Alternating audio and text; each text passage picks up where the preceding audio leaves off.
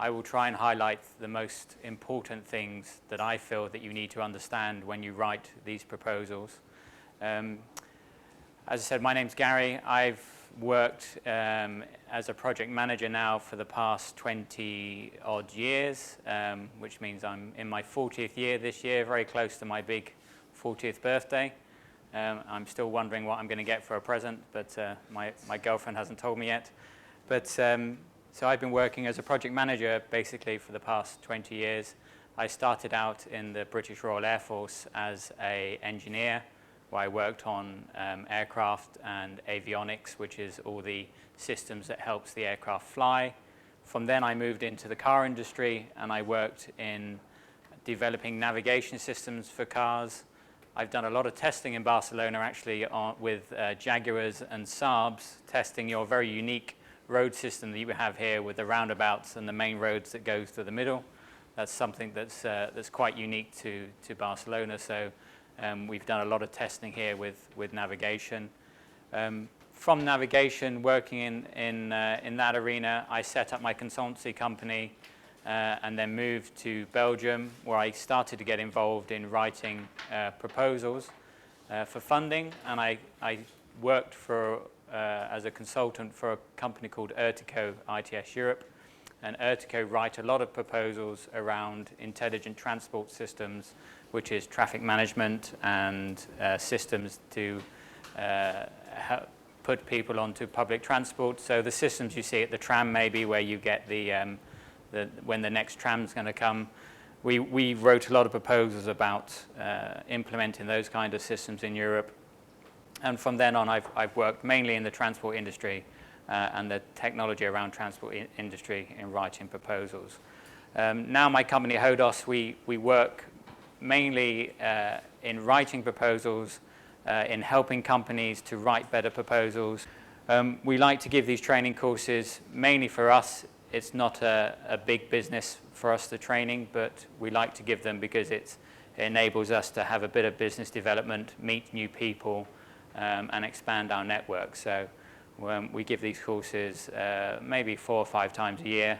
And from that, we find that we meet a lot of interesting companies, and we start to work with a lot of interesting companies as well. So what we'll look at today? Well, today we're going to look at the basics around how you collect the information for the EU. We look at what a proposal is. We look at the key elements that you have to think about when you write a proposal. Then we'll look at how the EU will make a decision and how you've written the proposal and the work that you've done before influences how well your proposal is evaluated. And then towards the end of the day, well, in the second half of the day, we'll be looking at language and a little bit of how you need to write in English. That is a whole other course. We can spend a long time teaching you how to write in English, but I can give you a very good introduction for that. And then before we finish, we'll look at 2 proposals as a case study and look at some of the things I've said in the morning and see whether or not those are reflected in these 2 proposals. And we worked in both these proposals helping companies to prepare parts of it. So we didn't do the whole one, but obviously we've been fairly involved in the 2 case study proposals.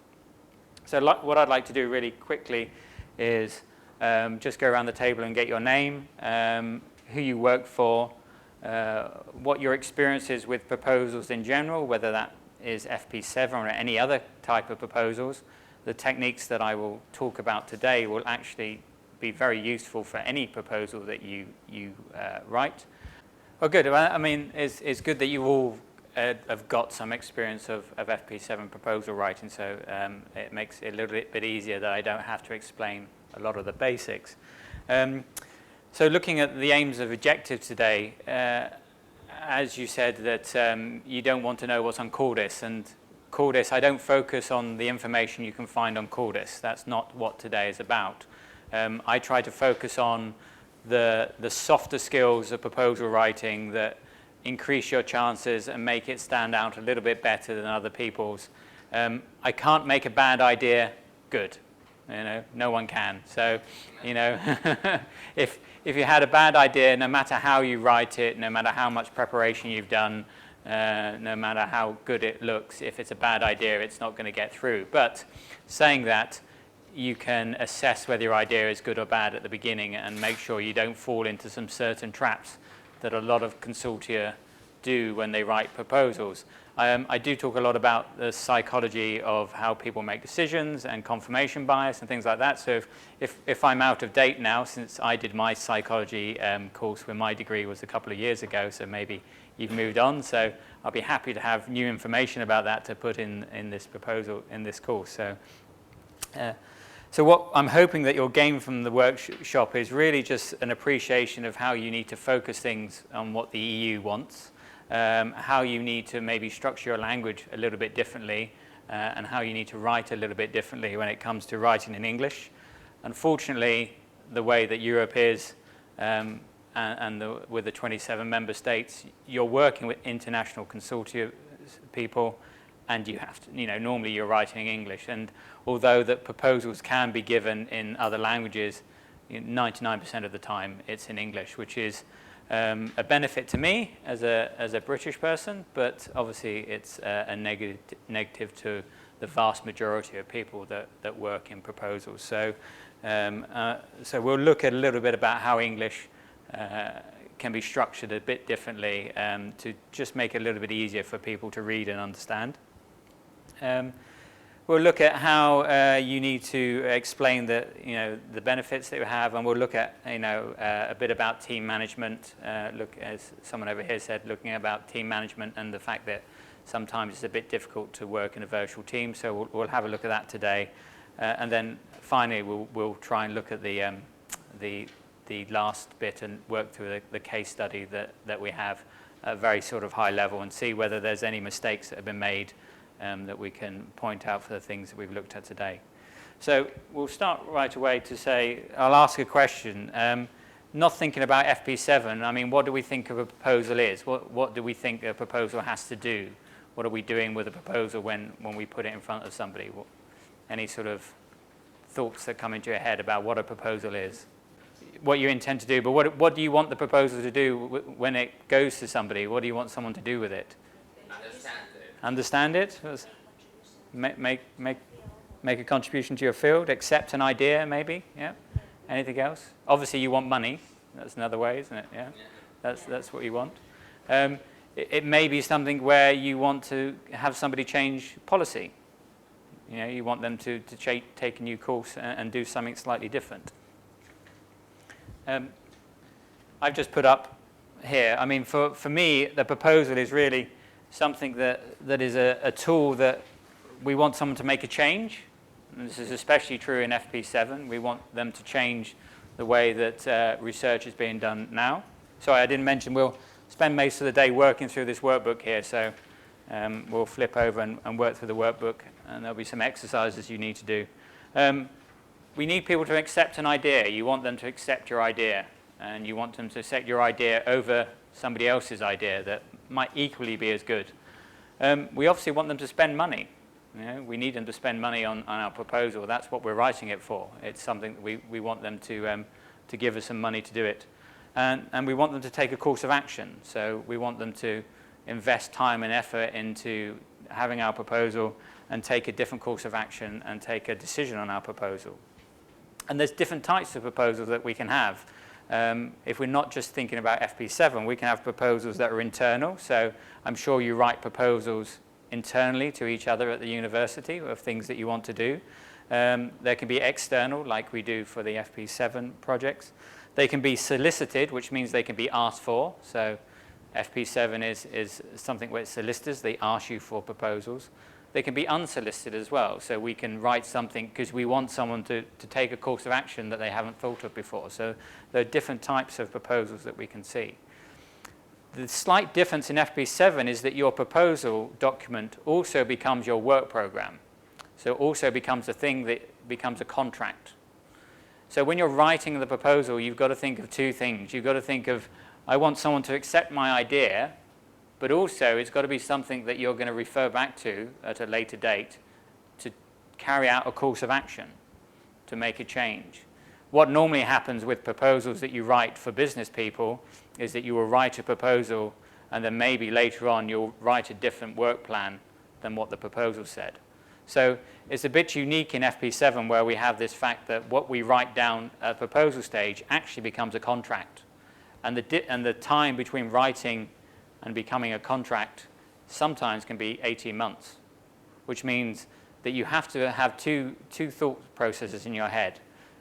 I'm going to deliver this at one stage, so it has to be clear enough for me to understand 18 months later to deliver, but also it has to be convincing enough for somebody to think, oh, this is a really good idea, and I'm going to fund this work. Certain sections of the proposal, especially the section on management and implementation that are in the proposal, actually become very contractual legal obligations about the way that you say that you will manage the work, about the way that you say you'll report, about the way that you will say you will manage your consortium and take decisions. They actually become legal parts of the contract at a later date. So you have to bear that in mind at all times when you're writing, that at some point you're going to be held accountable to this document, and it could affect the way that you do your funding, or it could affect the way that you get some funding. A proposal has to do 5 key things when you write it. It has to have a clear you focus. It has to have a detailed solution, so you assume nothing. You have to have a clear picture, explain the benefits and value, provide proof, explain why you're the best team to do the job, and it has to connect with the reader. It has to connect through style, tone, and layout. And this is how when we say writing, that's how we connect with somebody through our writing. We all have books that we love to read and pick up, and the reason we read those books and we get enjoyment out of reading them is because the writer connects with us somehow. So here we saw that somebody said, oh, well, the tone is not good for them, it's a little bit too aggressive. So that's something which, obviously, that part of the proposal doesn't connect for you on that level. Detailed solution, for somebody, there were some things missing in terms of, what the work package, who's going to do what, how you're going to do it. Clear focus, a you focus. Well, it uses you a lot in this proposal, so it's trying to say to the person, well, before this proposal was written, there was some work done to understand the client's needs, and it was reflecting those needs back to that person.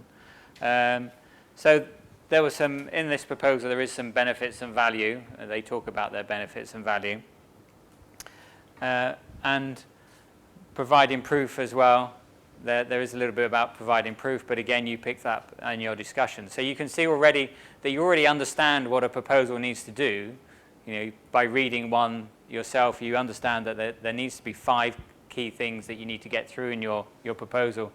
And you should get these things through no matter what the template is. So, for example, in FP7, we have a fairly restrictive template that we have to use. But we should try and get these 5 things through to the reader and to the evaluator easier. So what we're going to do now is we're going to look maybe at how you provide a you focus and how you provide a you focus in terms of the European Commission.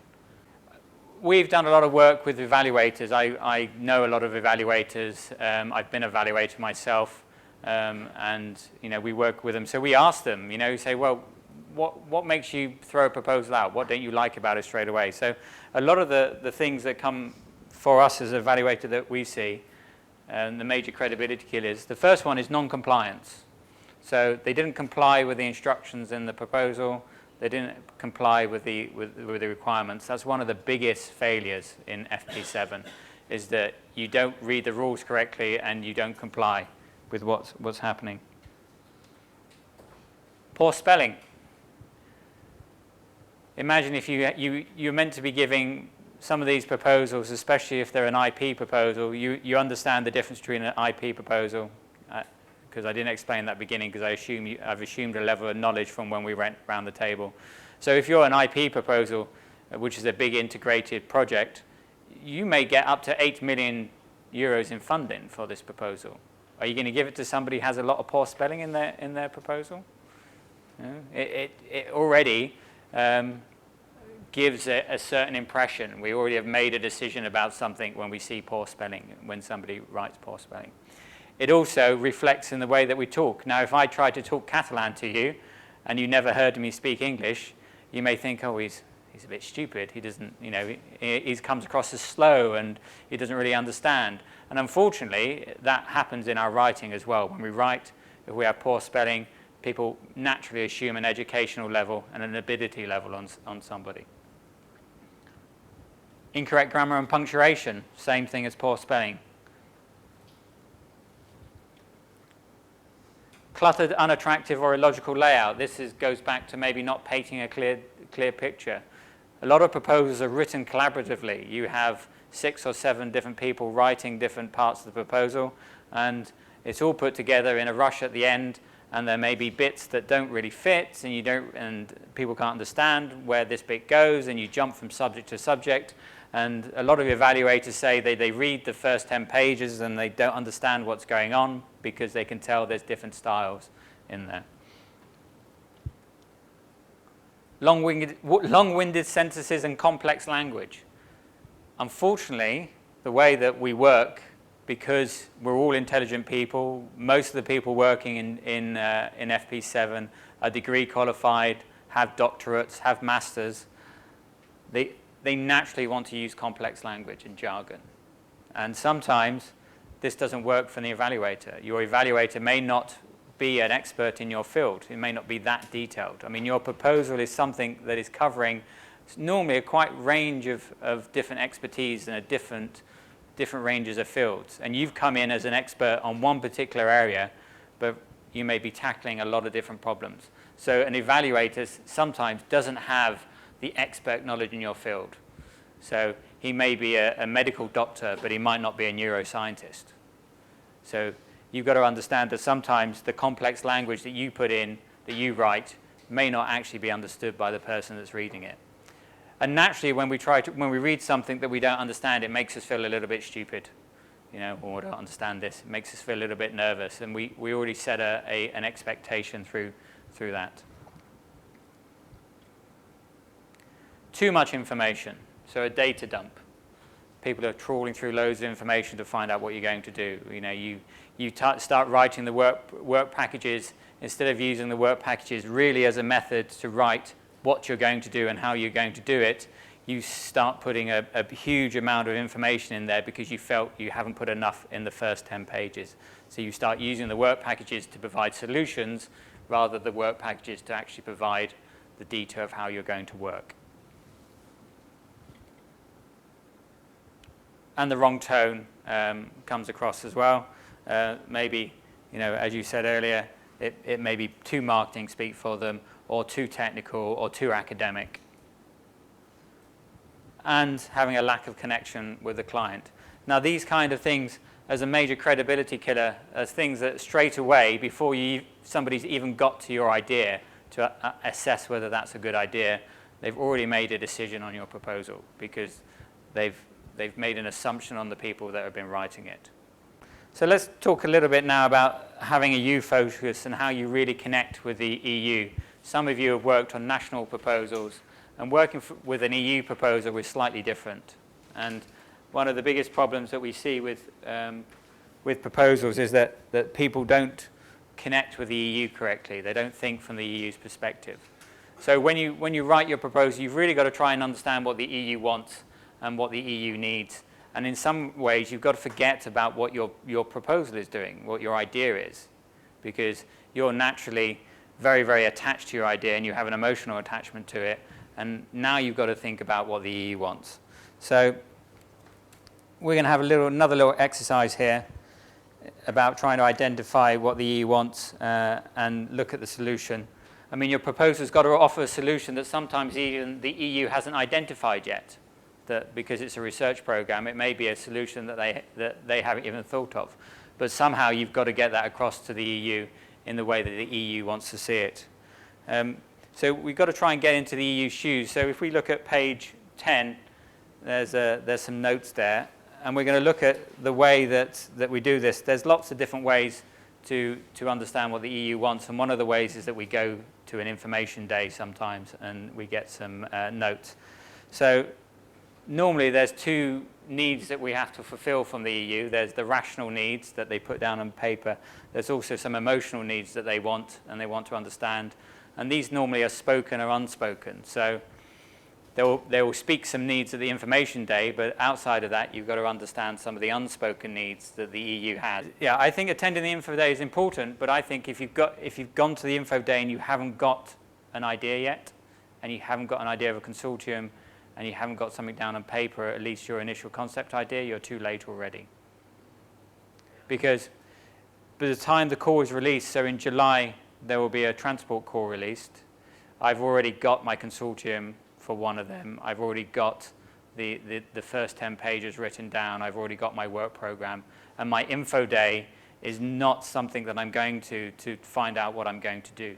My info day is going there as an intelligence gathering exercise to find out what the needs are and also find out who else is going to be working in this project. So the other thing that we'll do is that we'll go back and we'll look at all the FP7 and FP6 projects that have run before this, that have led up to this point.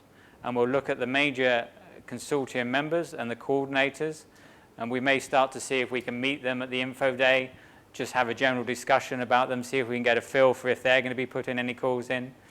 I would always suggest one of the things you need to do at this information gathering exercise is not about also gathering what the policy is, it's also about finding out what's going on, because you're in a hugely competitive situation here.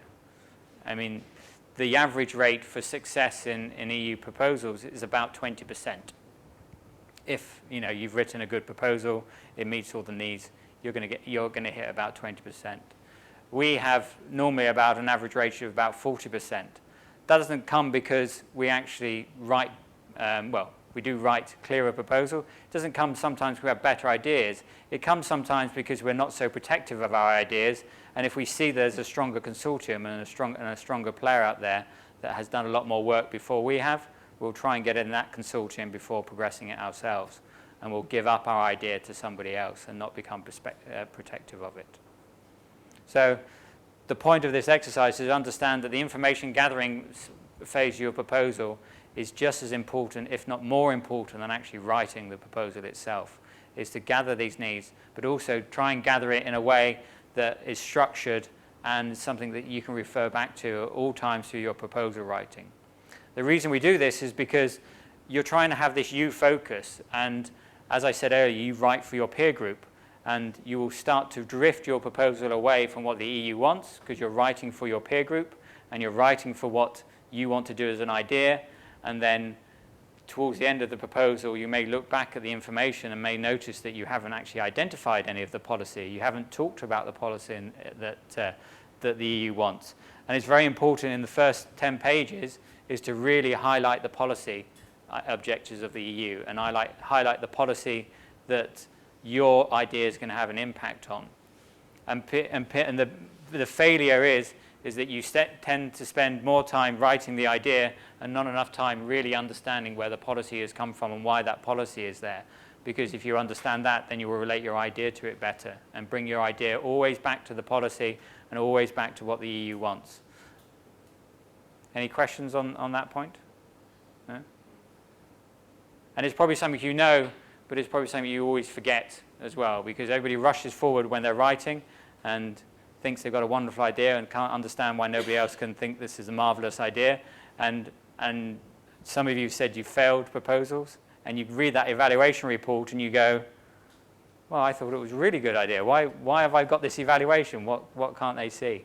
And 9 times out of 10 is because you've forgotten what the EU wanted at the beginning, and you haven't brought it back to that point. Yeah. Yeah, well, we'll talk about collaborative writing and team management a bit later, but the things that we do is that we will never start a meeting without rereading the call text together at the beginning. We'll never start a meeting without having our list of information sources already, and we'll never start a meeting without having our objective and proposals, and we will go around the table and read them again and make sure that we understand them. Because when you're writing the collaborative point, it's very natural that you start to have that scope creep, and people will start to creep away from what you're doing. So the way we get around that is to just keep reinforcing at every single meeting that we have and every single telephone conference that we have. We'll reread what the Commission and the call says, and we'll reread what the impact says and make sure we're meeting those needs. We'll have a matrix where we've listed everything down on the side, and we'll start ticking them off and saying, okay, expected impact, this, where in the proposal does it say it? how do we say we're going to deliver it, and who is going to deliver it, and have we provided enough detail and is in the right section.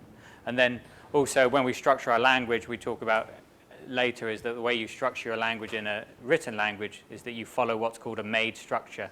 So we put our main idea up first, and then we put an action statement, and then we put detail, and then we put any extra information. But when we look at language, that probably will answer your idea about how you make sure that you're always writing the same idea up front and communicating that quite clearly. Is that clear or not clear? Good? Okay. Okay, you talked earlier about relevant policy areas and social pressures. We won't do this exercise because I'm trying to fit a lot into one day.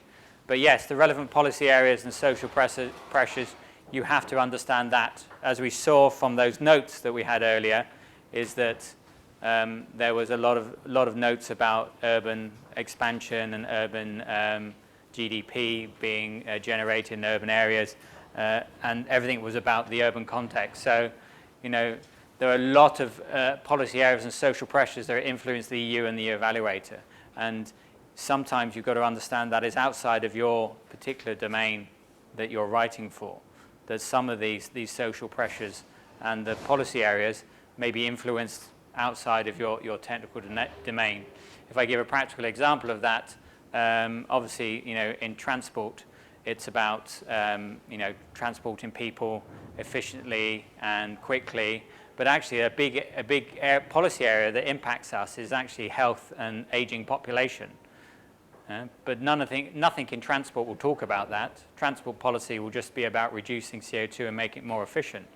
But actually, to have an efficient transport policy, we've got to understand the social pressures and health in aging and aging population, because that's very important in trying to get people into transport, and very important in trying to get more people into transport, because that demographic is going to be the biggest demographic that's going to start using public transport at a later date. So we have to start understanding whether there's policy areas outside of our own area that will have an impact that we can talk about in our proposal as well, and bring that into context. And if you do that, then you're showing to the EU that you're considering your idea in the wider context of what Europe wants, and not in the context of just what your idea wants. To recap, we talked about having a U focus. Now, how do we get a U focus when we get the proposal? We get the U focus by really trying to get in depth and in the shoes of the Commission and the Parliament. We do that by making sure that we've gone away and found out all the information sources that are driving policy, all the information sources that are influencing the committee's decisions and the Parliament's decisions, and all the other projects that have been built on and that the EU is trying to progress in this area. Once we've found that information out, we'll make a table out of it, we'll put it into an Excel sheet, we'll constantly relate back to it when we're looking at our proposal, and we'll constantly try to see that we're bringing in those decisions and those policies and bring those keywords to the front in our science and technical objectives section of the proposal, and try not to have the scope creep and creeping away from what the EU actually wants. When you're writing a proposal, again, it's infinitely important that you're writing it from the EU's position and the EU's objective. The proposal I handed out earlier had a lot of you want this, you want that, you want that. It does that because people like to hear what they want said back to them. If you want to convince somebody of their needs, as I'm sure the science of persuasion is that you repeat back to somebody what they actually want to hear, and then they'll believe you and trust you that's what you're doing.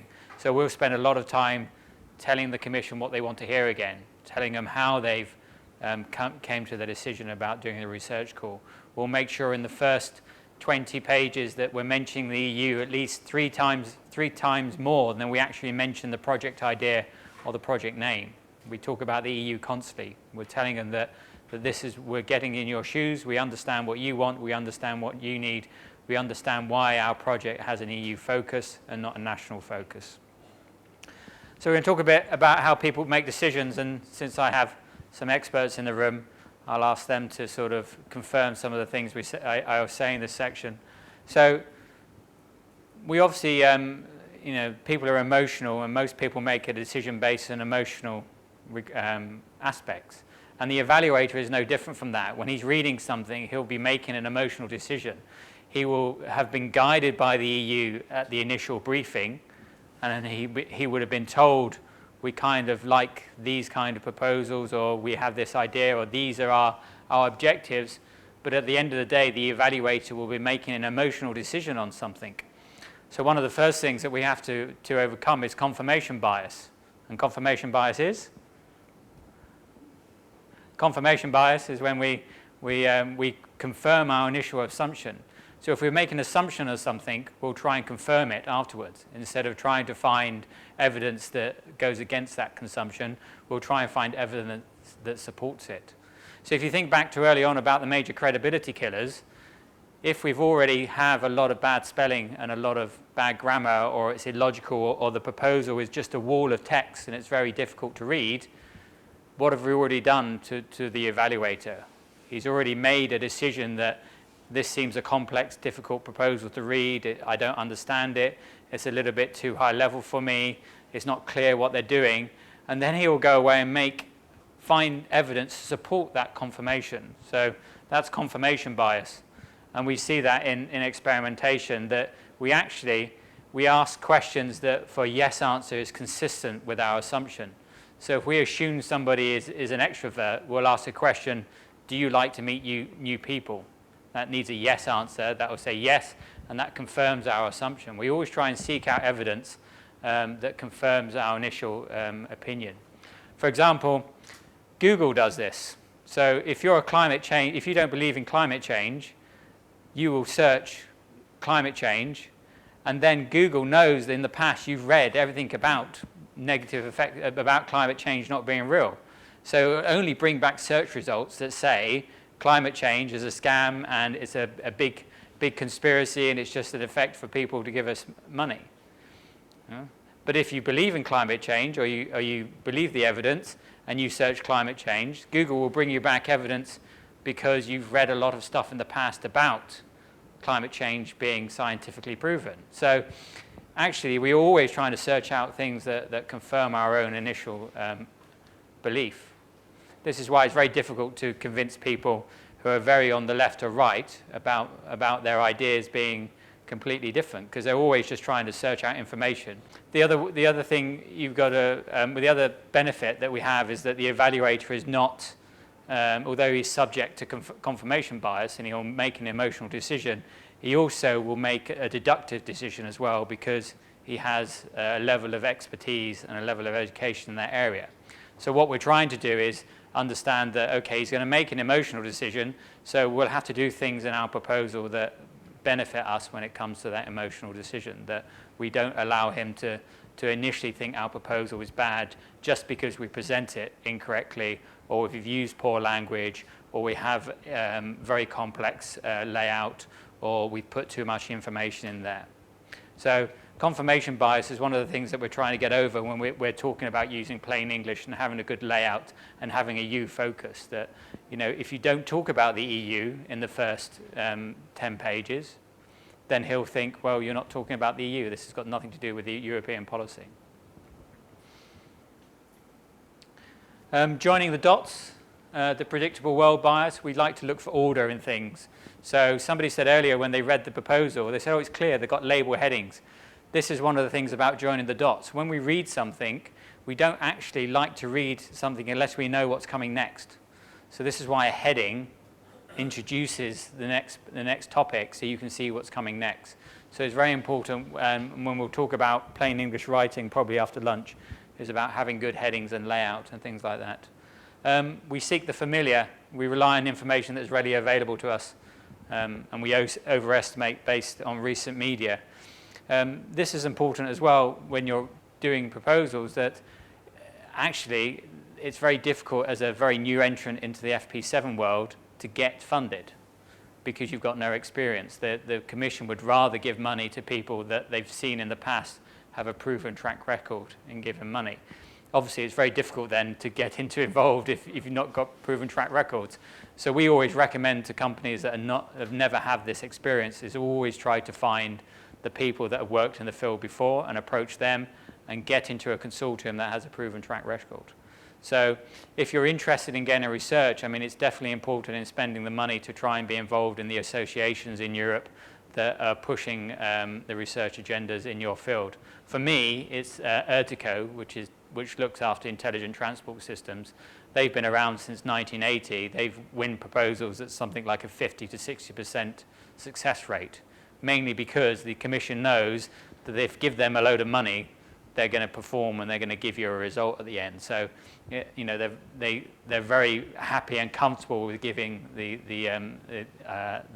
money to organisations like that. So when you're thinking about your idea, you've really got to make it a strategic decision at some point. Is this something that we're going to take forward on our own, or is this something that we're going to take forward with somebody else and seek out a good partnership with an organisation that's doing this? And that's a strategic decision you have to make at your own level, on whether or not you're going to start investing the money into being a member of an association, or you know, flying and doing a lot of work, one-on-one work with coordinators that have worked in this area before. It really comes down to how important your idea is and how important you want to take that forward. You know, do you want to get the idea funded because you think it's going to have a lot of benefit, or do you just want to get funding? If you just want to get funding, then maybe you'll just keep trying to put proposals in, and hopefully one will hit. Okay. But obviously the EU tries to get rid of some of these kind of biases anyway, because they'll have a set procedure to evaluate the proposal. So there's a big set of rules about how evaluators are meant to work, and there's a little link at the bottom of this page, and if you really can't sleep one night, then you can go read this 30 or 40 page document that tells you how EU evaluators are meant to work. But it's based around some fairly simple principles. Is that excellence? They make sure that the people are well qualified, but that doesn't necessarily mean they'll be well qualified in your particular subject area that you're writing in. Because remember, as we said earlier, because it's a collaboration, the subject area may be quite wide and may have different expertise in there. Transparency. Transparency means that they'll make sure that every proposal gets a fair hearing and is not affected by people lobbying the evaluators. So the evaluators are not known to us before they're selected, and they're not meant to have any contact with consortia. The evaluators are also meant to put their hand up and say, oh, okay, I've been involved in this proposal, or I'm too heavily involved in this subject area. Whether they do that or not, I don't know, but they're meant to. Fairness and impartiality, so everybody gets equal treatment. On that point, fairness and impartiality, sometimes you may feel that you've had an unfair hearing and that you may want to go back and object to that hearing. I would never recommend that you start the objection process unless you can show categorically that there's been a negligence on the part of the Commission. If it comes down to them saying, well, they don't explain clearly how they're going to do this aspect of the proposal, and you say, well, that's on page 47, and you start a hearing process for that, you'll never get it approved, because that's not what the hearing process is for. The hearing process is to understand if there's been any impropriety or undue influence on the evaluator when he's evaluated your proposal. If the evaluator hasn't understood a certain section of the proposal, it's not the evaluation's fault, it's your fault, because you obviously didn't bring that main message out and highlight it at the front of the proposal. So he says he can't understand something. That's not his fault, that's your fault. And you need to understand that starting any kind of evaluation, any kind of objection process can be very damaging to you and very damaging to your chances later on, because they don't like it. They get pulled in front of their bosses. They have to go through a committee meeting. You know, you can undo a lot of good work in your proposal, in your team, because, you know, we'll go back to that availability thing, that some project officers will say, well, actually, I don't want to work with this consultant or these people anymore. Efficiency and speed, that's laughable, because it's not an efficient process, and it's not a speedy process. We know this. It can take, you know, from the stage of actually you putting your proposal in to it being accepted and starting, can take up to 12 months. And in some cases, it can take up to 18 months. And the world has moved on in those 18 months. So we know it's not a speedy process. And obviously, they have ethical and security considerations security mainly when the call is from DG security. They may have certain requirements about that proposal that they don't have in other proposals. If you're doing human trials research, obviously there's a lot more ethical things that you need to understand. Depending on the size of your proposal as well, you may have to do a panel hearing. Has anybody gone to a panel hearing yet, or been through that point? So if you have an IP proposal, integrated project, which are the large ones where you have multiple project streams, if you're successful, you'll be invited to a panel hearing. If you're successful at the evaluation stage, you'll be invited to a panel hearing, and at that panel hearing, you're given more chance to explain your proposal. You're given a list of questions. In that list of questions, you said this on page 7. What do you actually mean by this? How will you achieve the outputs that you said on work package 7? How you will measure these objectives? How are you going to ensure participation of this user group? Now, it's very important if you do get to a panel hearing stage, is not to think that, oh, job's done, I've passed the evaluation stage, I'm at panel hearing, I'm bound to get funded. People will get knocked out at the panel hearing stage quite regularly. So the panel hearing stage is just as important in terms of going back to your proposal, bringing your whole team back together to talk about it again, bringing your whole team to talk about the questions and have a load of model answers for them. We've been involved in panel hearings where people say, oh, here's the questions and an Excel sheet, and just put a couple of things in there. And funnily enough, then those proposals don't get funded. Good evaluation process for panel hearings is that actually you bring the whole consortium back together and you spend a couple of days workshop looking at all the questions again and looking at how you're going to answer them and come up with a model answer, and then even maybe doing run-through presentations of how you could present. You're still in a competitive situation at this point. There may be 2 or 3 other consortiums that are being brought together at the panel hearing, and it's like a job interview, and you wouldn't go to a job interview unless you've prepared 100% as well. So we look at the evaluation process, and I may be teaching you things you already know, but obviously you have your proposal. Oops. You have the eligibility check initially. This is the point where I said non-compliance. This is where it will get kicked out before you even get to the evaluator reading it. I've seen, when I've done evaluations, I've seen bits of paper with they've sent in two pages of paper with just an outline of an idea. Straight away it gets kicked out. It could be a wonderful idea. It could be the idea that's going to give us perpetual motion or save or solve the energy crisis, but straight away it will get kicked out based on eligibility. And I think, I don't know the statistics, but it's at least over 50% of proposals will lose on eligibility. Maybe because they didn't understand that sometimes it will say that you need 5 member states and not 3 member states. There are instruments out there that will ask for a bit more member states.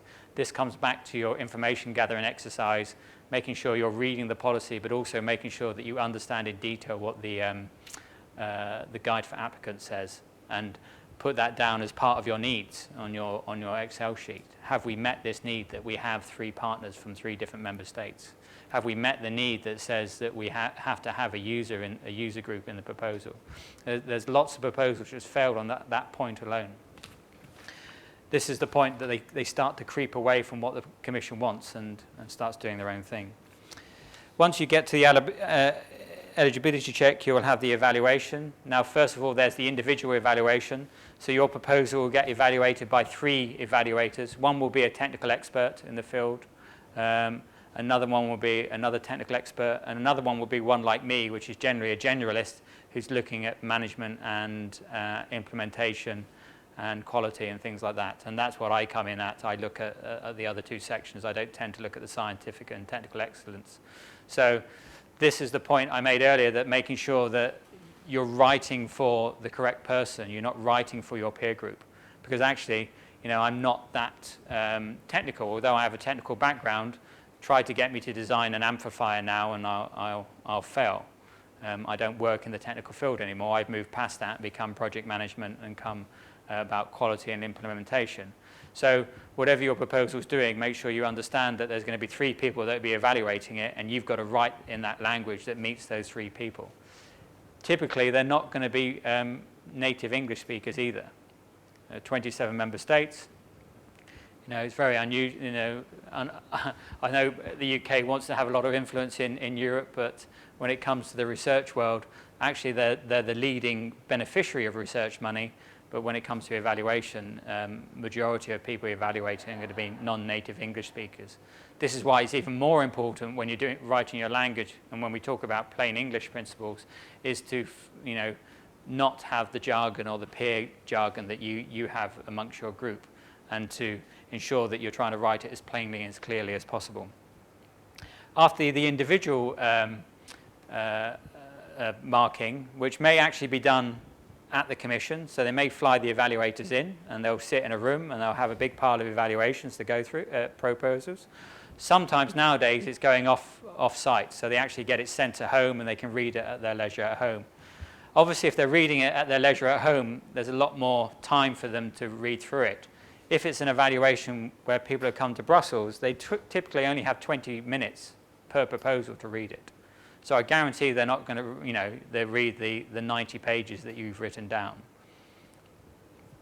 So it's very quick. I'm sure at some stage, once we get sort of in the 21st century properly, it's all going to be offline and you'll be able to put links in there and have wonderful multimedia. But if majority of the time, 80%, 90% of the time, it's done in a room, we sit there with a big pile of proposals and we just quickly read it and make a lot of notes. And then once we've made all those notes, they'll go to what's called the consensus hearing. That consensus hearing is normally run by the project officer or the department that's involved in the actual call. He will sit there, he'll read all the individual notes, and this is where he will start to bring in his sort of experience and his knowledge or his wants of the proposal, and he'll highlight and pick out all the consensus. And he may, if the consensus is being done with the evaluators, they'll sit down and discuss each other's points and they'll start to score the proposal correctly. Or the consensus meeting can be done off-site again, and the project officer will be emailing the different evaluators and asking them to clarify points and asking them to give a score. Once the score's been done, they'll work out whether you've met the threshold for each section. And if you've met the threshold for each section, then you might be invited for a panel hearing. Typically, like I said, the panel hearings are only really done for the IPs or certain instruments. Some instruments may say that we're always going to have a panel hearing for this instrument because it's the way that we want to approach. It really just depends on the instrument and the DG itself. But there'll always be a panel hearing if you put in an IP. As you know, some of you have already been evaluated, so you know that actually you're scored in 3 different areas. You're scored in the scientific and technical excellence. So in your little pack, there's a couple of evaluation reports. It doesn't matter which one you pick up, but the point is that, so you're scored in the scientific and technical excellence, so you'll get a score out of 5, and you have to score 3. If you don't score 3, then you've failed. It doesn't matter if the other 2 sections are really, really good. If you don't score 3 in one section, you're not going to get funded. You're scored on the quality and efficiency of the implementation of the management. And you're scored on the potential impacts for development and dissemination and use of project results. Now here's an interesting question. Which section do you think you need to score highly on to ensure your success? What do you think is the most important section? They all give equal weightings here, but don't take that as a guide.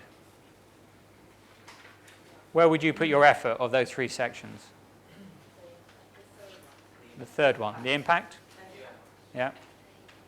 Impact. Good. Well, normally I get the answer is the first one. The actual correct answer is that the last 2 sections, the quality and implementation of the management, and the impact is where you will win your proposal. It's where you will score, you will probably win or lose it. You won't win or lose it on your idea. You either have a really good idea or you don't. You can obviously when we're writing we make sure that we have a good idea. We've shown that EU focus, but actually you'll win a proposal and you'll scrape through and get the highest marks because of the other 2 sections. Now you can score a maximum of 15. The threshold is 10. So obviously if you get 3 3s, you've scored over the threshold in each section, but you've got to get 10 in total to get over the next threshold. If you get 11, chances are you won't get funded. If you get 12, chances are you won't get funded. 13 to 15 is the score that you're looking for to get funded. 15 is probably unrealistic. I've only ever known one proposal in my 7 years of doing it that scored 15. And unfortunately, it wasn't written by us. It was written by NEC. So, 3 evaluators. This is where being known to the EU and having a lot of influence on the project officer can help you a lot. So earlier I said, go talk to the project officer. If the consensus comes with, the consensus comes out at 3.5, but it's the project officer who decides what, the final score is going to be. So he may say, okay, well, I'll put it up to 4 here because I really like the idea and it's something that I know, or it's a consortium that I know is going to deliver, and it really meets what we want to do, then they have the opportunity there to adjust that score. So the consensus meeting is not actually a meeting on basically them saying, oh, you all scored 3, so it's 3, or you scored it 3, you scored it 3, and you scored it 4, so it's 3.5. The consensus meeting is there for the project officer and the department to understand the evaluator's comments, look at the score they've made, and then them to decide with that evaluation and that background to decide what score they're going to give it at that point. So although they say it's a transparent process, can you see how making sure that you've done your information gathering, making sure that you're known to the EC, making sure that you've talked to the project officer can have some influence, even though they say it's fair and transparent.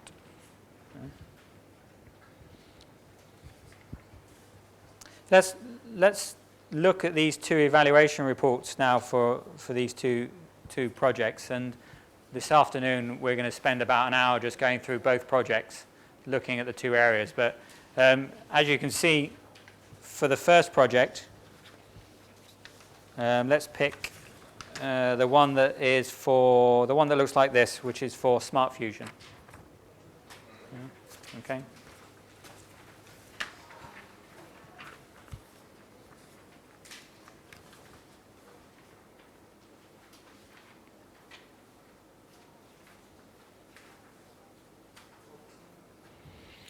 So they score 3.5 in the first section. It's not printed out well, but which is the scientific and technical excellence. 3.5 is an okay score, isn't it? It means it's an okay idea. 3 is the threshold. So it's not outstandingly brilliant. It's not an outstandingly brilliant idea in this point. So, but then in the quality and efficiency of implementation of management, they score 4. Means they did some good work there. And then in the potential impact, they score 4.5. So did they win this proposal based on a really good idea? No, they won it because they describe their impact really well and they have a good management. Yeah, if you show your idea has a really high impact, because it's going back to what the EU wants. Yeah? They may not want a really good idea. What they want is a really high impact on European policy. That's what they want.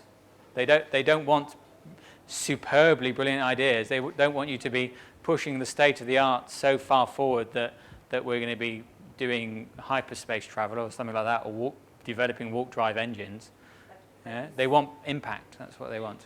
Yeah, I mean, obviously, if you're looking at some of the instruments that are in cutting-edge research that are done by the Joint Research Centre, then actually more the call is about the innovation rather than the impact.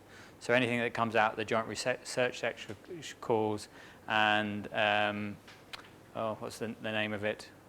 Sorry, the name escapes me. But the Joint Research Centre will be pushing the state of the art and cutting edge state of the art, and then actually that becomes more about your idea. But obviously, you still got to show that you're going to manage it well and have a bit of an impact. But under FP7, what they're actually looking for is are you going to have a really good impact, and can you deliver that impact really, really well? So that's why the management and the impact are really important sections. What tends to happen when you're writing this, you get so wound up in your idea that over the development process, which may be 4 to 5 months, you spend, say it's 5 months, you'll spend 4 months writing about your scientific and technical excellence and what a wonderful idea it has, and then at the last minute you'll go, but as this shows, then actually you win it on those two sections. So they got a minimum score on science and they won it on the other two. If we look at the other one, which is the MobiNet proposal,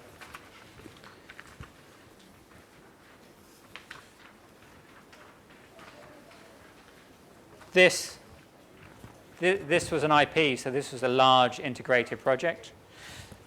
They scored 4 in their idea area, which is a good score for an idea.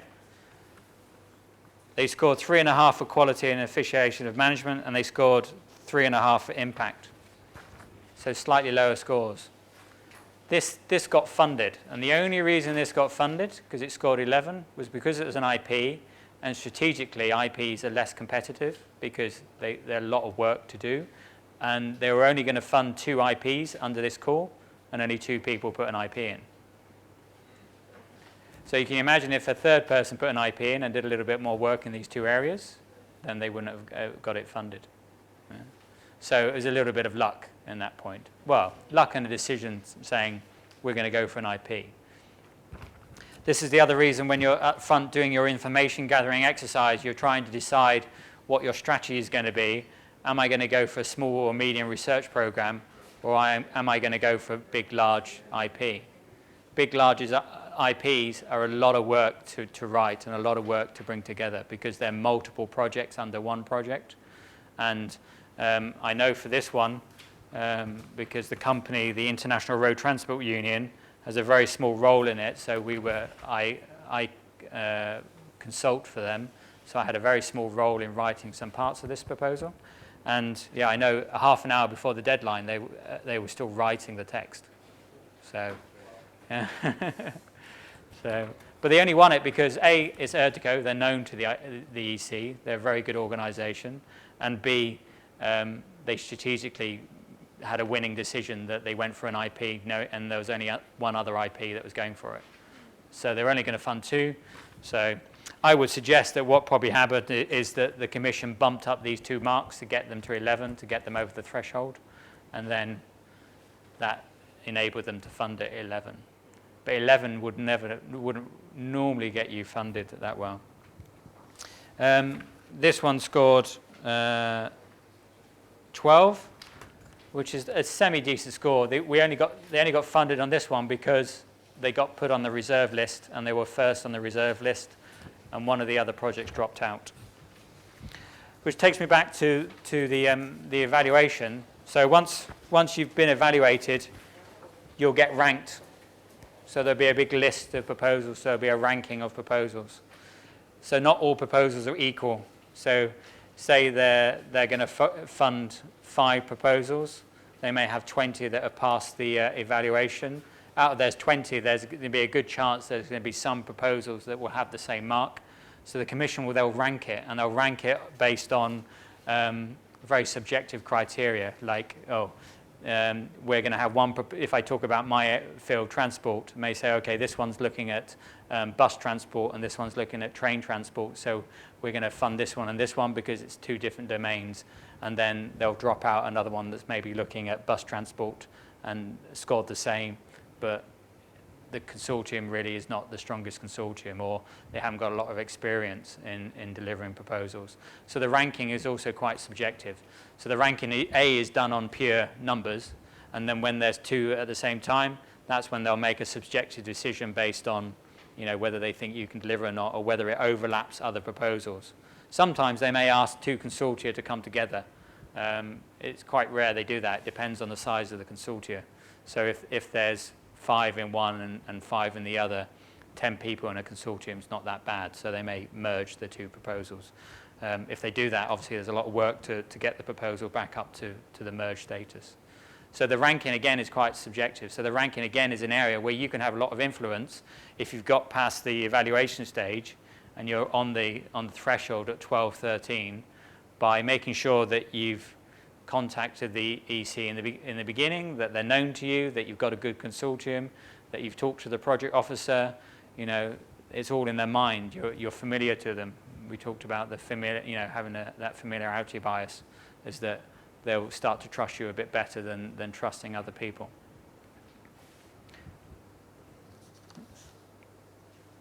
Once you've gone past the ranking, you'll go into negotiation phase, and I'm sure some of you have said you're successful, so you've had negotiations already.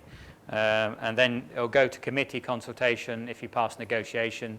That's normally just a rubber stamp at that point, and then you'll get accepted or rejected. If you get to negotiation, you're 95% guaranteed you're going to be funded. It's only really sort of a negotiation phase if you lose a partner that's critical to the consortium that you probably won't get funded. So say the consortium says that you have to have a user group in your consortium and they pull out at the last minute and you can't get another one in, then you may lose out a negotiation stage. But it's very rare that once you get to negotiation that you'll lose. Negotiation, though, is also very, very important because it comes back to this point that your proposal is actually your contract. So in negotiation phase, you need to go back and reread your proposal. You've got the chance to rewrite it again for what's happened in the past 12 or 18 months. So don't forget that your proposal doesn't stop once you put it in. If it gets evaluated, you may have to rewrite it again. You're doing a lot of networking with the commission officials. You've gone to the info day. You've met the right project officer. You've found out his name. You start to have lots of conversations with him about the proposal. Make sure anything that's unclear in the proposal, anything that in your proposal meetings where you think, oh, I wonder what they want, note that question down and send it to the project officer. Bombard him with questions, because it's just a process of becoming known to him. Because if you do get to the ranking stage, that you've become known to him already and he's already familiar with you. And we do that a lot. We make sure that we know who the project officer is once we've gone to the info day, and we spend a lot of time talking to him and sending him questions and trying to physically meet him if we can. Some DGs won't allow you to meet the project officers. And if that's the case, though, send them emails, ask for clarifications on the point. What about this? You said this in the call text. What do you really mean by an urban environment? Does that mean that we can look at the suburbs? What kind of size of city? Ask these kinds of questions. Just become known to them. Really do a lot of work around that. Your national contact points are another people that you can influence decisions on. A lot of people, what happens is they put the proposal in and then they say, oh, start lobbying the national contact point. It's already too late by that time because the national contact point won't be asked for his opinion beforehand. What you need to be doing is when you have your initial proposal idea is to be having conversations with your national contact point before then and getting your national contact point to talk to the commission about your idea and clarify it and feed back to them before you've even put the proposal in. Because it's only at that stage that they can start lobbying the committee before the evaluation starts. And use all the commission services effectively. I mean, there's always, for different calls, they may have like a pre-proposal thing that you can fill in. Make sure you use that. But don't just do it once. Send it in. If you get some feedback on it, rewrite it and send it in again. If you get feedback on that, rewrite it and send it in again. Don't just send it once and say, oh, we got all this feedback, we'll adjust our proposal. Keep updating it and sending it in. And they'll normally close off maybe 2 or 3 weeks before the call finishes. But your idea should have been formulated a couple of months before. So keep sending it in. It's like when you send in your proposal, when you do the actual proposal text, what you should be doing is not waiting until 5 to 5 and uploading one proposal. We start uploading proposals 2 weeks beforehand, and they may just be really rubbish. They may just be like bullet points in areas, but we're uploading just in case the systems go down. So hopefully by the time we've got to our final one at 5 to 5, all we're changing then is that we're proofreading and we're changing language. But it's the same with the pre-proposal checks. We spend a lot of time making sure we're again rewriting what we put down and sending it back in. So you said earlier that the idea changes. Initial idea, send it in. Changes, send it in again. Changes, send it again, send it in again. And keep sending in an update to your proposal to the commission. Because that way you're getting feedback on whether you're meeting their needs or not. Yeah? And if it's a good project officer, they'll give you some decent feedback on the proposal. Plain English, and how to write a little bit better in English. So what do we mean by when we talk about plain English? Well, plain English is a document that conveys information clearly, but most importantly, plain English is something that doesn't need to be reread more than once. Yeah? So you can easily understand the meaning after one reading.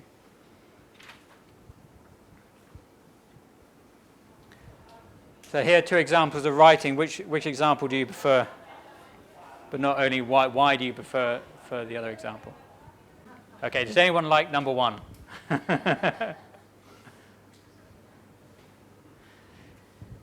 This is typical proposal language, isn't it? Yeah? This is typical what I see in proposals. This is not what you should do, but this is typically what I see, where people say this, oh, a large proportion of what we'll be doing will be spread amongst the different partners to build the development platform. The school will probably use most of this funding to build a hall. It's very short, it's concise, I don't need to read it again. There's no uncertainty in the language. I don't have to think. Is expected to? What was that? Are you going to? Are you not going to? The aim would be. I see that written a lot in proposals. The aim would be. Would is an expectation in English. So when you read it, you go, well, is that the aim or is it not? Or how are you going to do that aim? Okay.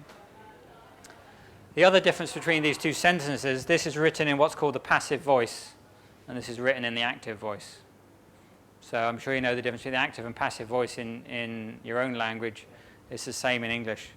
We prefer the active voice. We talk in the active voice. I talk in the active voice all the time. You talk in the active voice. It's how we talk. However, academia brings in a passive voice when you're trained, when you write in an academia sense, you write in the passive voice because it's seen as a way to impart a little bit of intelligence, and it doesn't assign blame, and it's a little bit higher in terms of its tone. And this is what we mean by having the correct tone in a language. So it's okay to have a passive voice sometimes if you're writing an essay about something. But actually, when you want to persuade somebody of your idea, you want to write in the active voice a lot more. Because active voice tells you exactly what people are going to do and how they're going to do it. It's a lot more direct.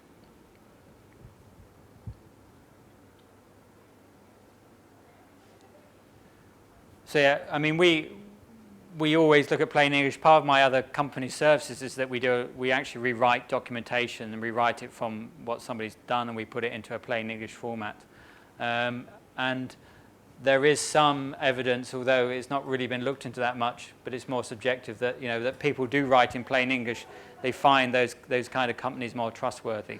And we do have evidence that it saves you money. That there's people that have written in plain English, have redone their documents and saved hundreds of thousands in money because they haven't had people keep asking them questions. They haven't had to have staff on the end of a phone for support and things like that if it's an instruction manual.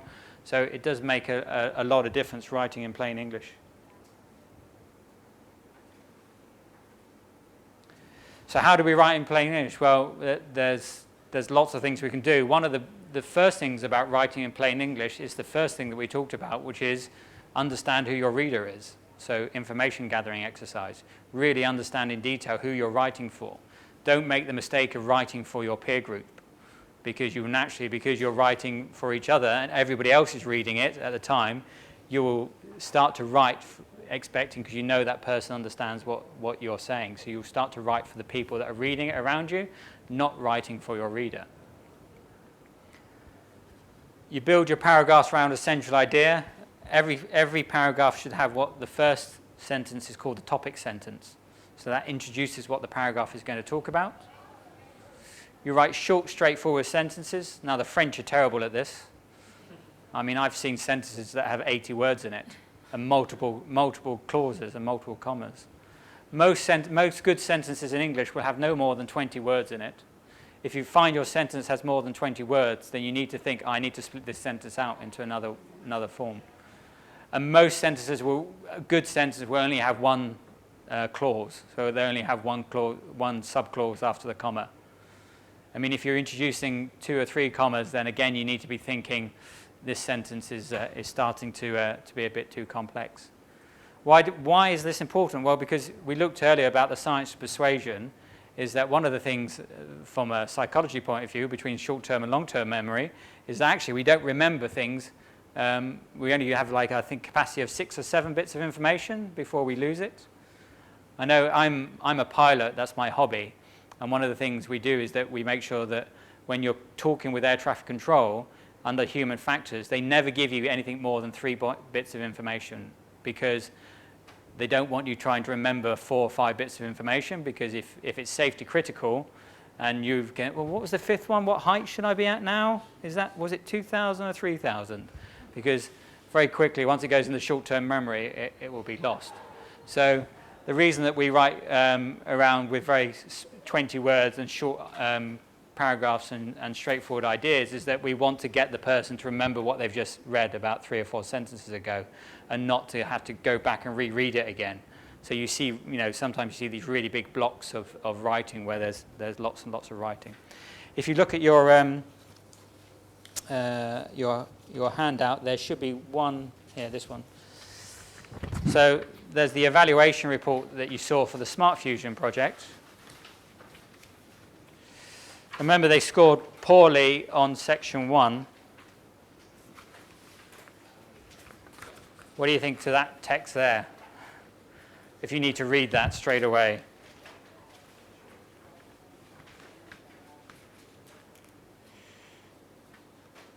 Especially this bullet point here. Bullet points, you should never bullet point something unless it's just one sentence. Bullet points are there just for very quick things that you can remember, like 6 or 7 points that you can remember. And they bullet pointed lots of things, and it's big blocks of paragraph of text. The person who's reading this has had to wade through it. And I don't care how professional you are, if you're starting to get bored in reading, you'll start to skip and jump, and you'll miss bits, okay? So this is what we mean by when we say about plain English. We have very short paragraphs, 6 or 7 lines. We try to build it by one idea, and we have sentences that are probably no more than 20 words in a sentence. Doesn't mean that you always say 20 words, because if you have 20 words every single time, it becomes very repetitive. But just make sure when you're writing, you look back at it and go, oh, that one's got 50 words in it, or 40 words in it, or 30. Can I split these 2 things into 2 ideas? It's about readability, and we can score readability. There's a way of scoring it. You can get a readability index of something. The average reading age, in English at least, and it follows for a lot of people, is about 16 years old. So if you look at your newspapers, especially in Spain, but also in the UK, the most popular newspapers are written for a reading age of about 16. Because that's what people's average reading age is. Now, you may be able to push that reading age up because you may be a specialist in your area and you'll have a very specialist knowledge. But just think about what I said earlier. Your evaluator is non-native English. So now you're expecting him to have a reading age above the average in a language that's not his own. So this is why we try to make sure that we use very appropriate words. We don't introduce lots of jargon, and we don't introduce a lot of the flowery words. The best way to do this is actually think about the word and see if there's a more Anglo-Saxon alternative. So the way English has been structured is that it has an influence from the Old English, which is the Anglo-Saxon roots. It has an influence from French, and has an influence from Latin. Now, what we tend to try and do is drop out all the Latin and French words because they tend to be a little bit more complex. Yeah? So prefer the active voice. So we say that we use active verbs rather than passive verbs whenever you can. And the way that we identify whether something's in the active voice or not is that the doer is actually in front of the verb. So here we see the manager approved the procedure. The doer is the manager. That's in front of the verb, which is approve procedure. And the passive voice, the doer of the action is after the verb, or is actually sometimes not even in the sentence at all. The procedure was approved by the manager, so we put it at the end. You see this in proposal writing as well. They'll say the project, or trying to think of a passive voice thing, if I can find it in this.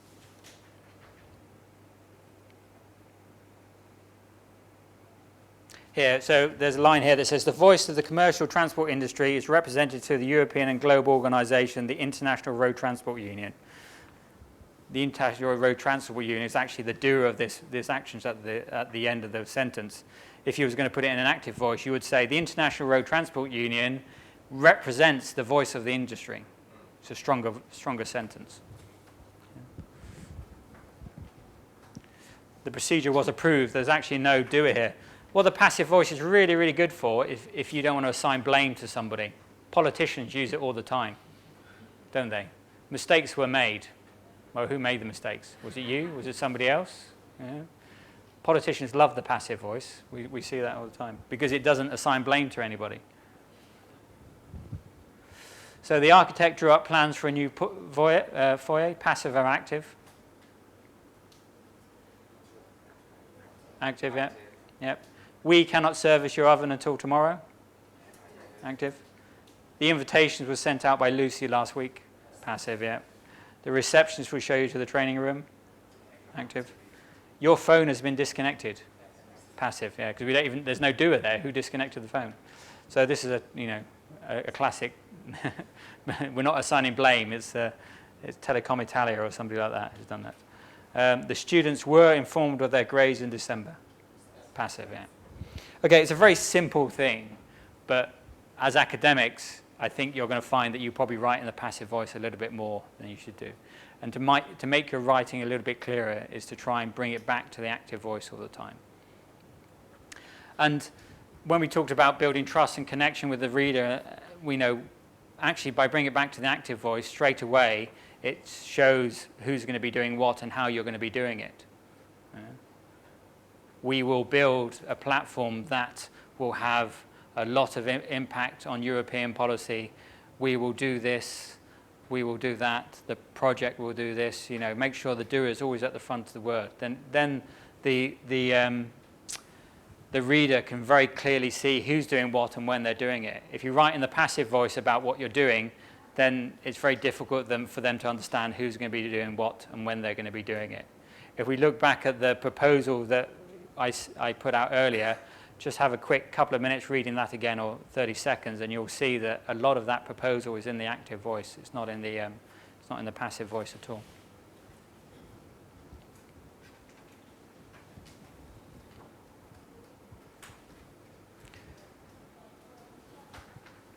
So what we try to do is we avoid using complex words or phrases, and we change into simpler alternatives when we can. So we don't say articulate, we just say.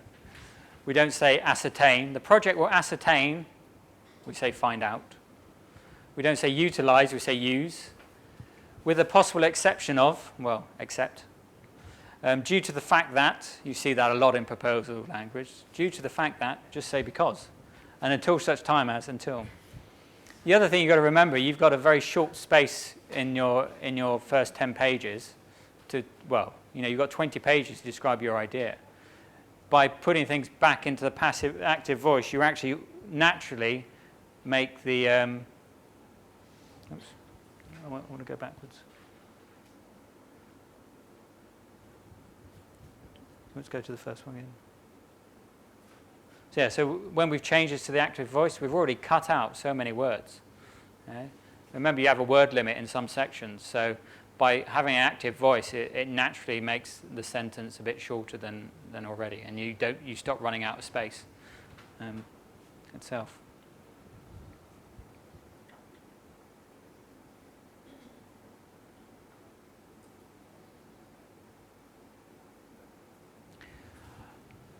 The other thing we do is that we use too many nouns instead of verbs. Again, verbs are the heart of any language. When you want to learn a language, actually, the best way to learn a language is actually to understand the verbs really, really well. Because once you understand the verbs, and that's the heart of talking. The verbs are what we all talk about. We all talk in verbs. We don't talk in nouns that much. But actually, when we write, we tend to, for some reason, we write nouns a lot. So you see these abstract nouns like decision, application, compliance. They normally end with ants, ents, ion, meant, and ansi. They're quite difficult for people to understand because they're an abstract concept. Decision as a noun is an abstract concept. What was decided? When was it decided? What are you deciding? Try changing them into verbs. We will decide. We will apply the output of this project to this European policy. We will comply with the guidelines set out by the EU. Not that we will have some compliance. Well, what compliance will you have? Do you see the difference between having a very abstract noun and a verb?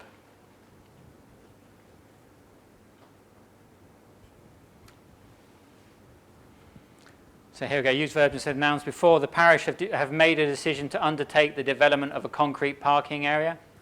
The parish has decided to develop a concrete parking area. Yeah? Again, we've cut down the length of the sentence, and it's a little less sort of abstract. This will lead to a reduction of traffic flow problems before the commencement of church services. This will reduce the traffic flow problems before the church services commence.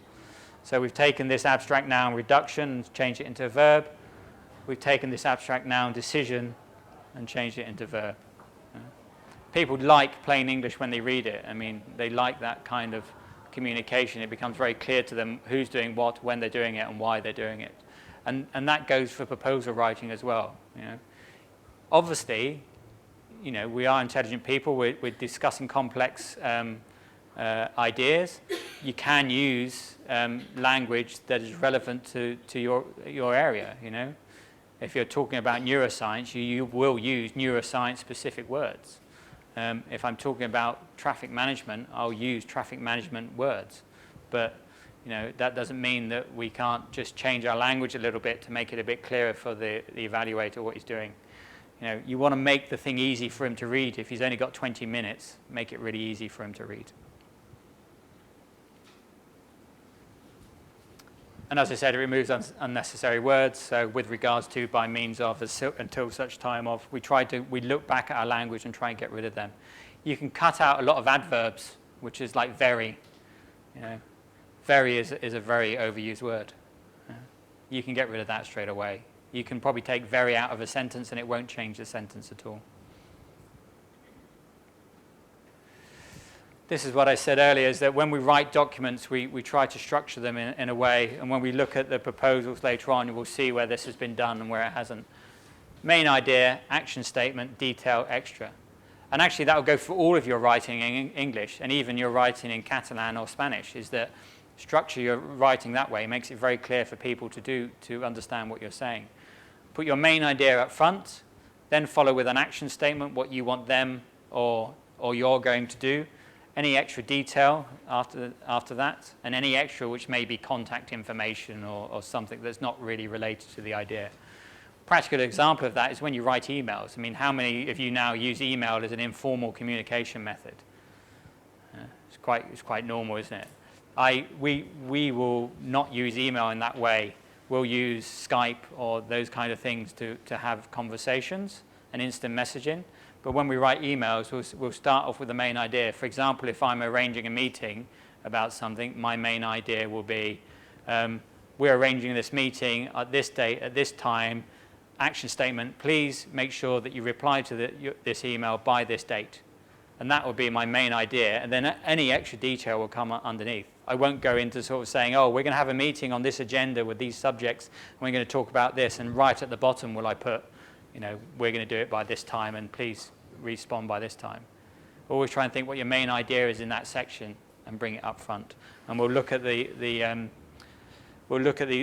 two proposals later on, and we'll see where actually they've done main idea and they've done some action statements. Just have a quick recap of what we've talked about. We've talked about the science of persuasion, so about how people will make decisions. Most of that is done on emotion. So you can try and counter that process by making sure that you have good language in your proposal, that you make sure that you're not already having a credibility killer, by making sure that you're known to the EC some way, making sure that you become familiar to them. Also, the other thing that I didn't mention, I don't think, is that actually when we write as persuasion, we actually relate better to metaphor and story than we do to some really sort of wordy introductions about technology. So when we look at one of the proposals later on, they've done a really good thing at the beginning where they talk about a story rather than talking about technology, because we relate better when we put ourselves into a metaphor or a story than we do actually by writing a lot about technology and being really involved in what the proposals, the technology of the proposal. That can all come later on in the proposal when the evaluator's reading it. What you first want to do is grab his attention with what the proposal is going to do, and that's best done with a story. Okay, and then plain English. Plain English is about just writing in the active voice a lot more. It's about choosing the appropriate words. It's about ensuring that you use very straightforward, simple sentences of less than 20 words as a maximum. Obviously, you can go above that. Make sure your sentence has one idea or even just one subclause, and then full stop it and break it out. Don't have big, long blocks of text of paragraphs of, like six or seven words for a paragraph is probably the maximum you want to do. Big, long paragraph becomes very difficult to see. Chunk your information up. Have a good heading. Earlier, if you look at the proposal area, heading signposts what people want to see. If I'm evaluating and I'm reading the proposal, I can scan read it very quickly and see headings. And if you're saying, oh, how our proposal influence the EU policy directive, blah, blah, blah, blah, blah, which may be a policy directive that you've identified. It's a label heading. He can, straight away, he'll know what's coming in the rest of that text. You've introduced to him straight away how your proposal is going to have an impact on policy. You've set up a confirmation already to him, and he will then look for evidence in the next paragraph to confirm that label heading, rather than not having a label heading at all and not introducing the text. So it is quite important to have these little kind of nuances in your writing to convince the evaluator. You're going to be one of 300 proposals that are going to need to be read by him. So do everything you can to make sure that you signpost it correctly and you highlight the bits of information that you want him to see. Makes a proposal successful. It's not just about your writing. It's not just about your idea. It's also about the team and your preparation that you do to get to the end goal of submitting a proposal. Yes, there are some times that you can write a proposal in a month and it may be successful, but it's something that we wouldn't recommend, and it's something that myself as a company I never do. If somebody comes to me and says, we've got a month to do this, do you want to hear some money? I will turn it down, because I don't feel that I can do a good job in anything less than 3 months, and the best jobs I do are in 4 to 5 months before the call closes. So this is, I said earlier about becoming known and doing information gathering. The ICT call that comes out and the transport call that comes out next month, I've had draft work programs on that since January this year. So I've understood since January what the call topics are going to be and what the research topics are. So because of that, we can already select the call that we're going for and start the process of writing a proposal well before the call comes out. The successful teams that are winning all the time are teams that realize that this is a substantial amount of work and a substantial amount of preparation to do a quality proposal. Mainly just because of the different environments that you're working in. Everybody's got different expectations. Everybody's got different skills and qualities. The team is a virtual team. It's spread amongst Europe. You're combating different cultures. Just those problems alone lead you in a lot of logistical issues that you have, and a lot of problems in just sorting out, getting information, understanding what the other person's saying, and trying to come to an agreed standard and agreed objectives. Even though we work in this kind of 24-hour culture where we're turning email around, I mean, just to turn a good email around or information can take a couple of days, just to get information from somebody. Just the administrational process of a proposal takes a long time. Just collecting partners' administration data, verifying how much costs they have. Sometimes people don't understand that working out what their costs are going to be in the proposal. Just working out how much it's going to cost you to do the work can take itself a couple of weeks just to do that work without even thinking about writing your idea down. So when we set up a proposal team, we try and set it up on 3 different levels. So I'm talking now basically from the position of being a coordinator in a team and not being being a participant, because if you understand how to coordinate, you can kind of understand how to be a participant as well. So your team is normally on 3 different levels. You will have a core team that sits there and is doing the writing administration work for you. You will have the work package leaders. They're another team itself. And then you have the other participants, the whole team together. Those are the three teams, three levels that you work on. You're going to be scattered around Europe normally. It's cooperation, it's collaborative work, so you're not going to be in one place. Many of the people that work in this, you've got no direct responsibility over.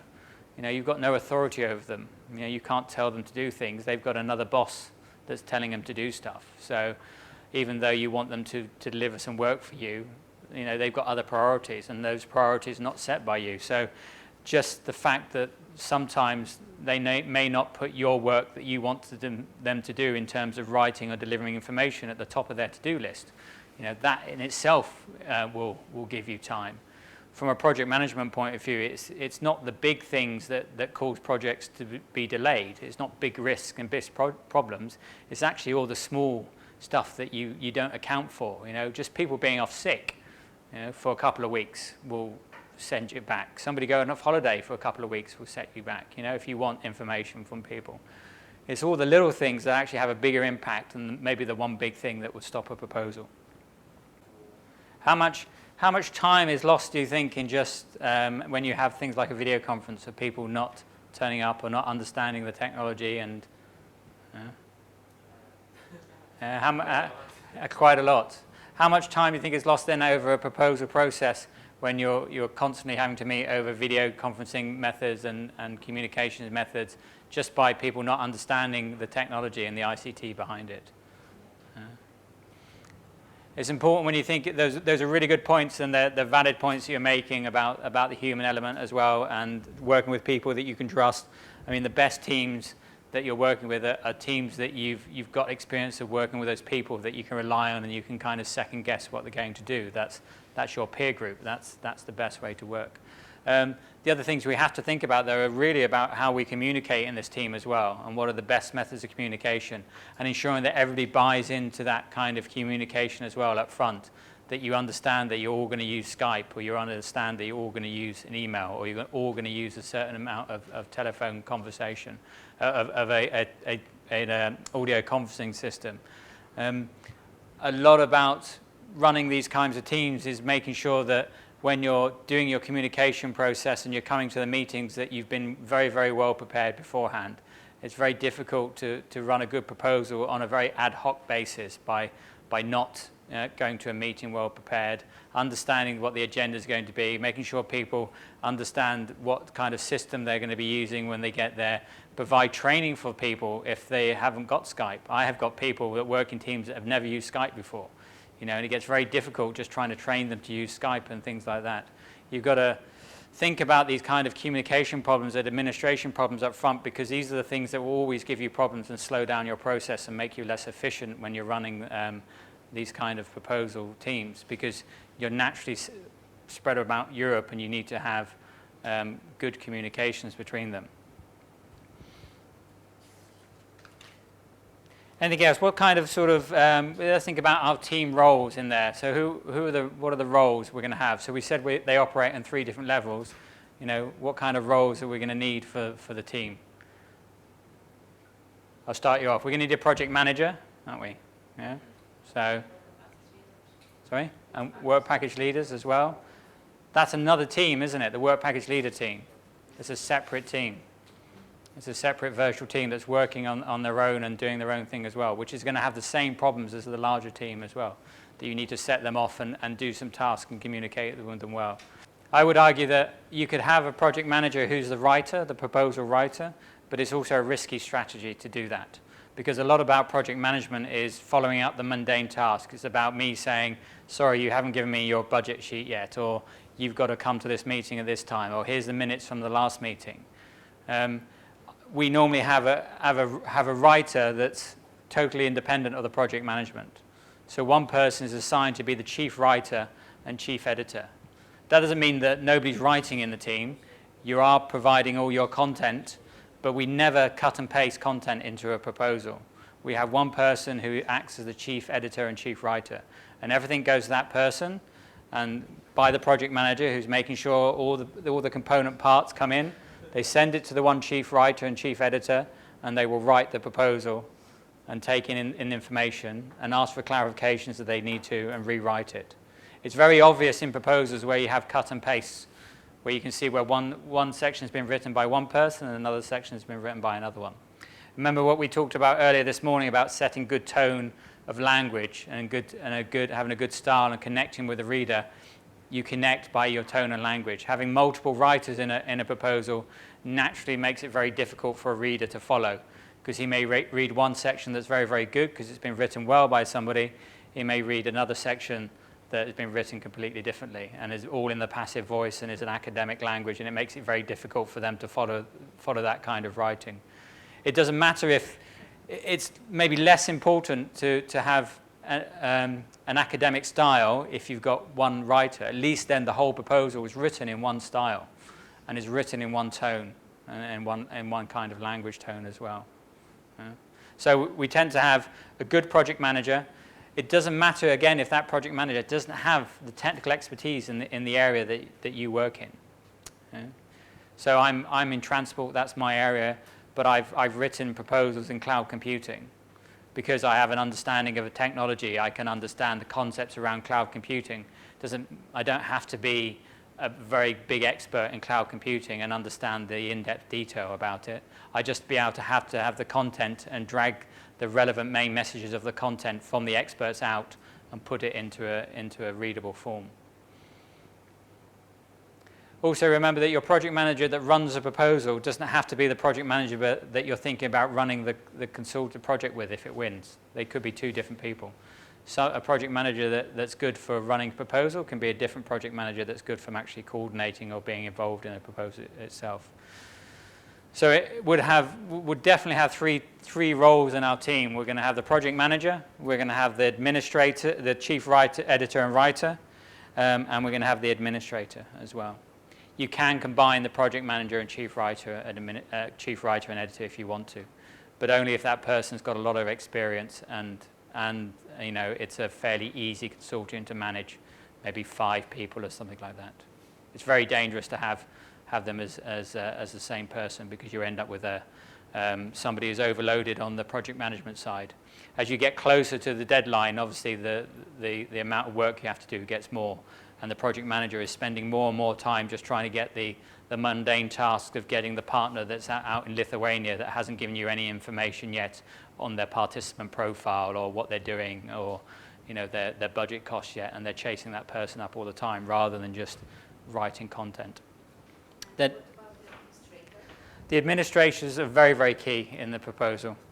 You've got to have a good administrator. You've got to have a good administrator that also is a good minute taker and is coming to the meetings as well and is attending all the telephone calls so they can understand what's going on and making notes and minutes. What we do nowadays, because it's so easy to do, is that we'll videotape, as you're doing now, we'll videotape meetings or we'll record audio conferences, because it's much better to go back afterwards and listen to something and say, okay, this person was talking about that, this person was talking about that. Because naturally, as I said earlier, speaking in the active voice, people will say a really good objective, and then when they come to write it down, they'll stumble because they'll go, what was it again? No, I don't know how to say it. But people will speak an objective really, really well.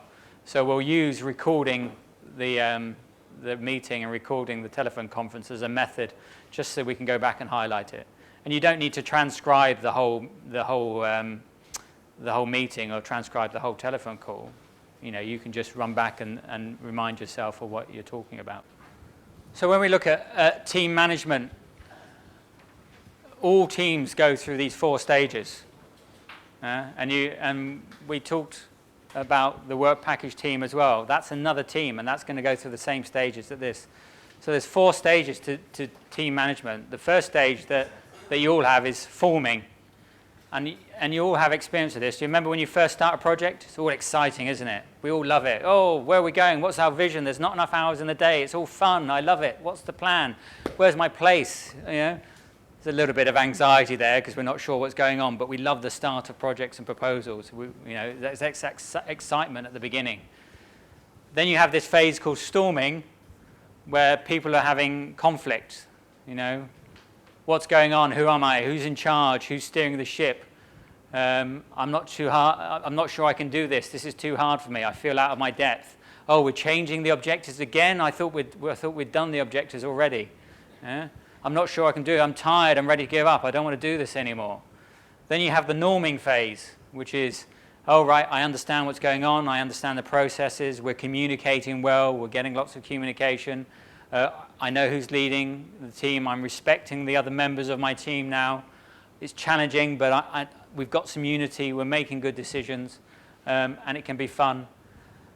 And then you have the performing stage, which is shared vision, strategy, empowerment, accountability. People feel empowered for their decision. They understand their place in the team.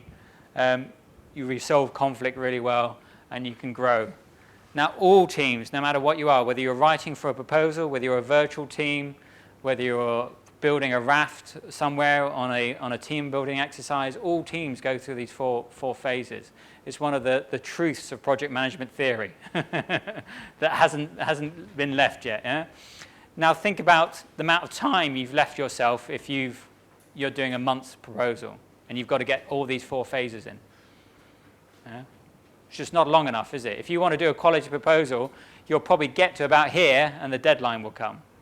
You've got to go through these 4 phases to do a good team.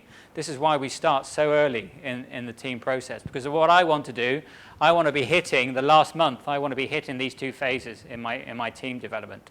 I don't want to be in the last month still in my storming stage of team development. And remember, your work package leaders are going to go through exactly the same process because it's a different team. Because your work package leader is going to come and he's going to have to start thinking about what he's going to be doing in the work package, what the objectives of the work package is going to be, who's going to be doing things, how we're going to gather information. And it's going to go through the same 4 phases as well. You're going to have the same 4 phases when you run a project as well. I've run a project that's just got to this phase. Now, we had a meeting a couple of weeks ago in Budapest, and the team has just got to this phase. And we've been running sort of 12 months. So it's taken us 12 months. I mean, it's a complex project, but we've just got to the norming phase.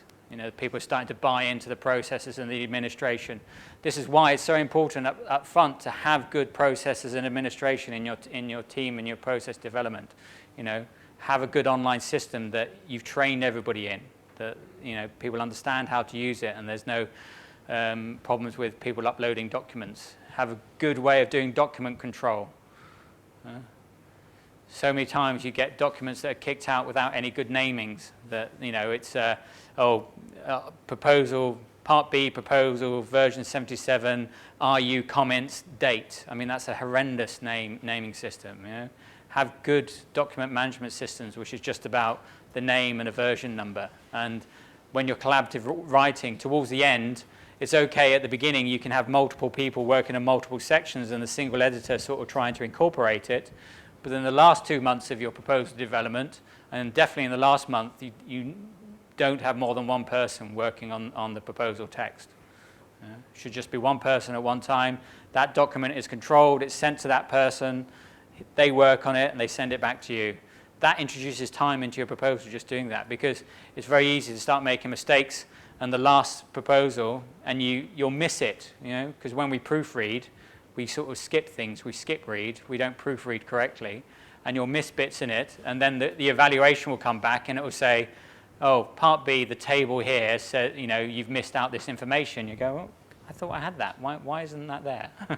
I thought it was there. It might have been there 3 versions ago, but because you've had poor document control, you've introduced the error again. So we'll have an online system, we'll have an online collaborative space, but we'll spend some time at the beginning of proposal development training our members on how to upload documents, how to ensure that they've got document control, and how to understand what the processes are going to be. And we'll be very, very strict in these 2 phases on the processes. Everybody hates administration, don't we? We all hate it. Yeah? But actually we spend more time trying to fix the problems than we do just trying to follow the process in the first place. And you've got to have a good team leader at the beginning and a good project management administration people who will force you to do the administration.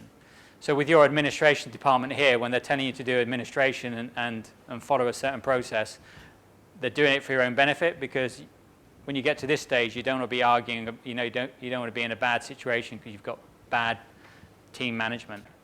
So when we talk about teams, there's different people have different roles in a team. And so, okay, sometimes when you're doing these kind of projects, you can't select who your team is because it's forced on you. So you have to understand at the front.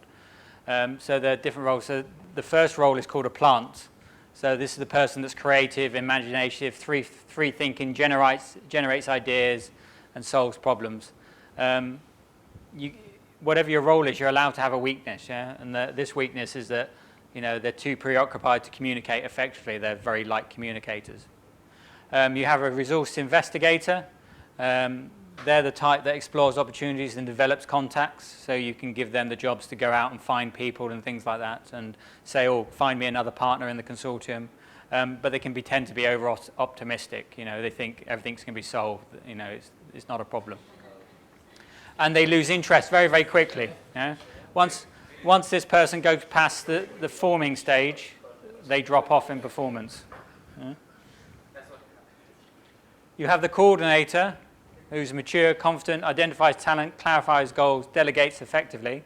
That's the person that you need to be running the project. You need to identify who the coordinator is in your team as the person who can sit there and get bits off you or get bits of somebody else and give that to the coordinator of the project or be the coordinator of the project yourself. Can be manipulative, offloads the share of their own work because they're the coordinator. I don't want to do this work. I don't want to do that. Give it to somebody else. Yeah? Shaper, they're dynamic, they have the drive and courage, they overcome obstacles, they don't get when it's in the storming stage, they still feel optimistic, they don't feel there's any problems. But they can offend people very easily. Yeah? They can be very direct shapers. You have the monitor evaluator, so they're very sober and strategic persons. They balance the options out very well. But because they're sober, they're not very inspiring. They can come across as a bit boring and can be overly critical, so they offend people that way. Team workers. Now, we all are team workers a little bit, but you've got people that are very good team workers, that they can cooperate and be diplomatic, and you naturally know those kind of people who they are. But they can be indecisive. You couldn't put them in a high-pressure situation. Implementers, they're reliable and practical. But they're inflexible and they're slow to do that. Completer finishers. Completer finishers in proposals are very, very important to have somebody who's a completer finisher. Yeah?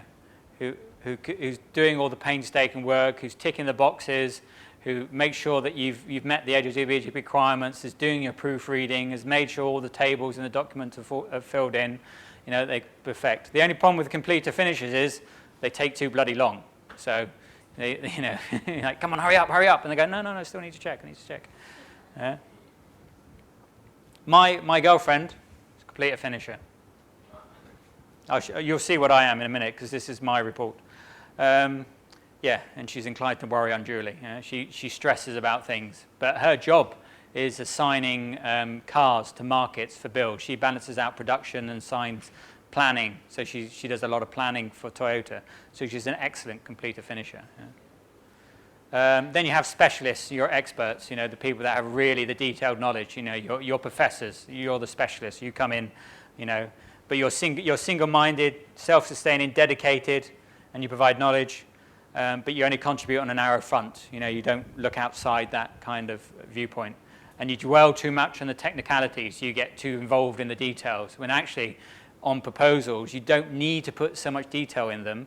It's not a research document. It's not a research paper that you're writing here. It's just a proposal of how you're going to do some work. You don't need to really go into a lot of detail about how the atom's going to be split.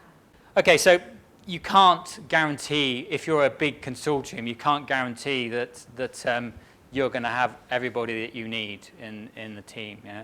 But you can identify who people are. And if you're coordinating, you can identify who the best people are to take bits of work. So I know when I run some projects, because I build projects with people that I know and understand, because that's the best way to build a consortium. I know who my completer finishers are. I know who my specialists are. And I will assign work to them based on those team roles, rather than just thinking, oh, you do this, you do that, you do that. It's just about being a little bit more efficient as well about what we're doing.